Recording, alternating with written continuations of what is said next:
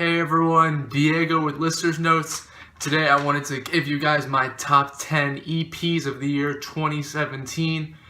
I'm not a huge EP guy, but this year I really did spend at least a good month or two just searching and scouring and trying to find EPs that I really enjoy, whether it be like just a few bangers, a few electronic cuts, just stuff like that. And this list right here, I think they're all very good. I do recommend trying all of them. Of course, this is all my opinion, so if you have some favorite EPs that didn't make it on here, either I haven't heard them or I don't like them. So let me know which ones you enjoyed, put them in the comments below, and let's get on with this list. At number 10, we have Sam Gellaitry with Escapism III. Now, I might have butchered his name, but it is what it is. This is some really nice IDM, some really nice beats. They come off very trap influence. I've seen the word post-trap used with this, but I'm not sure if that's a commonly used phrase or not. These are actually some fairly accessible beats. Like, I think you could play this in the car, and it has that kind of rhythm, that kind of those grooves to where you might be able to enjoy that in that setting. But also there's a lot of play with melodies here. There's a lot of different IDM influence happening on this little EP. It's actually pretty enjoyable. It actually manages to maintain its level of entertainment throughout the entire playthrough. So that's actually a pretty nice listen for me. And number 9, we have Vic Mensa with The Manuscript. Vic Mensa is a Chicago MC, and I really wanted to love his new album. I didn't though, but a lot of the best songs from that album are on this EP. Stolen Like a Stoner, OMG, which has a nice Pusha T feature, just tracks like that. Also Rage, I really enjoyed Rage as well. This EP is a pretty enjoyable, short, but again, enjoyable group of hip-hop tracks that's definitely worth a listen. At number 8, we have Aaseesh Era with Immolated. Now, I didn't hear of this guy until this year. This is actually some really out there electronic beat work. We're talking about combinations of IDM, probably some wonky EDM, noise, a lot of other styles as well, incorporated hip-hop. Like, there's a lot of influence coming together on this EP, and it's actually pretty enjoyable stuff. I really was entertained front to back on this thing. There's a ton of fun and also a ton of sound work, a ton of great textures that I really enjoyed going through. So definitely give this thing a shot. I'm sorry I forgot to record this bit, but at number 6 we have Death Grips with Steroids. Death Grips is an industrial hip-hop trio out of California. This EP is continuing their experimental trip of just finding out how to stretch hip-hop in different ways. And this album is very electronic, or this EP rather is very electronic. There's a lot of sound play in that regard. It definitely reminds me of some of the stuff on the Powers That Be, which was pretty cool. It's not as enjoyable as their full-length albums, but still, I think it's a pretty good project. I think if you're a Death Grips fan, you should check it out. If you haven't heard of Death Grips, I would start with something a little more easy going, maybe The Money Store, Bottomless Pit, but yeah, definitely give this a shot. I think it's very good. At number 6, we have Denzel Curry with 13. Denzel Curry is a Florida MC, someone that I'm a big fan of. I didn't put his Imperial album on my list last year. It just slipped through the cracks for me. I wasn't even paying attention to his social medias and stuff. It is what it is. But this EP right here is more of the same good stuff from him. Those fast flows, some hard-hitting beats, just overall great stuff from Denzel. If you're a fan of his, give this thing a shot. If you haven't heard of him, you definitely need to check out Imperial. Check out some of his works before that. Especially in a trap landscape like how we're in now, I don't see how this guy doesn't have more fans.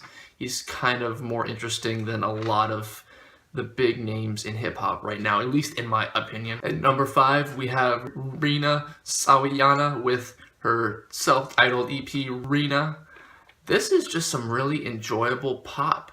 It has a nice experimental edge to it because it has production from Clarence Clarity, who does combine some sweet and enjoyable sounds with just interesting patterns, and just overall his play with pop is just somehow so accessible but so strange, and it's so enjoyable on this project.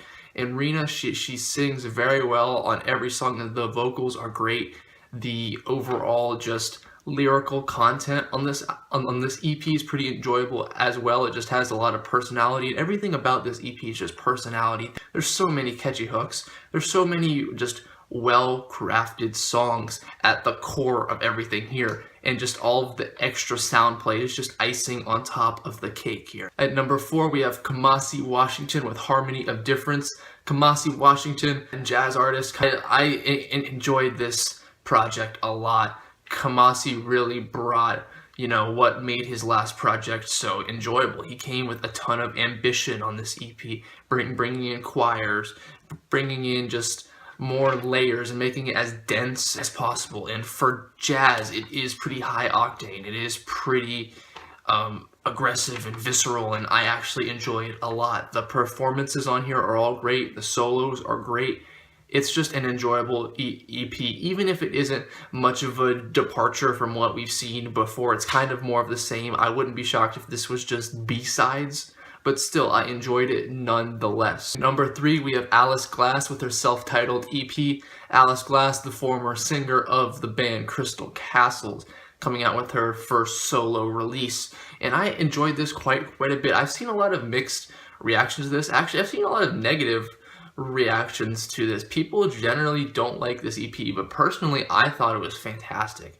I think the darker songs have a certain amount of vibe to them that I like. I think her lyrics hold up. I think the songwriting is there. There's some catchy hooks, and Alice is kind of versatile. She really shows that on this EP that she can be on Crystal Castle's edgy electronic kind of songs, but she could also be on a moody trap R&B kind of song, an EDM kind of song. She shows that she has that kind of versatility, and I think it is only going to lend itself to more good stuff from Alice. I enjoyed this a lot. At number 2, we have Paul White and Danny Brown with Accelerator.